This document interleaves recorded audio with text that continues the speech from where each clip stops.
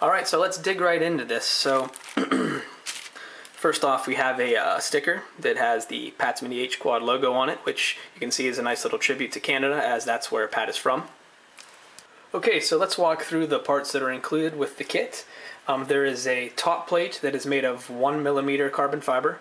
It has two different mounting holes for the FPV cam mount, so you can either put it forward or a little bit backward.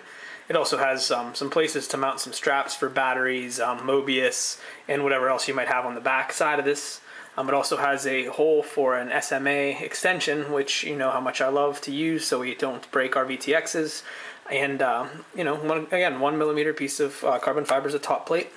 The bottom plate is made of 2mm carbon fiber.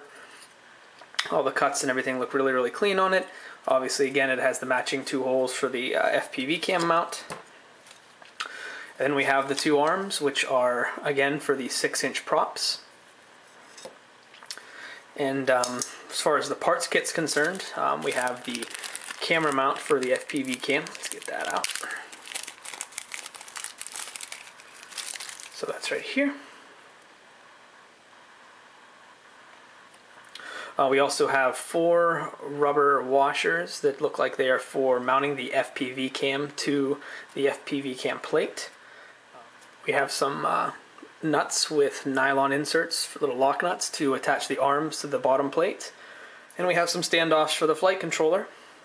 And that pretty much rounds out the kit. One of the things you can do, which is kind of interesting with this particular kit, is that you can place the arms either under or above the bottom plate. For me, I'm going to do it underneath, I believe, the bottom plate, because I think that if they're underneath, it'll lift. So when you're actually taking off, it'll lift the bottom frame.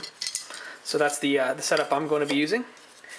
And that kind of rounds out the actual kit. I'm going to be running 12 amp ESCs on it. I'm going to test the Airbot motors, the 2300 kV motors from Airbot that everybody's been talking about. So I have a set of those for this build. I'll be using the Piezo 420 FPV cam. Since it has a nice cam plate, I'll mount that right in there. Fat Shark 250 milliwatt VTx. And I will be using, I'm going to start off this with 3S because it's such a light frame at 85 grams for the 5-inch prop version that I think it's going to be quite, 3S will be quite sufficient on it. So that being said, that's the overview for the general parts and packaging. Everything's in order. Everything looks like it came all together. So thank you for watching part 1 of the parts review, and it'll be on to part 2. Thanks a lot.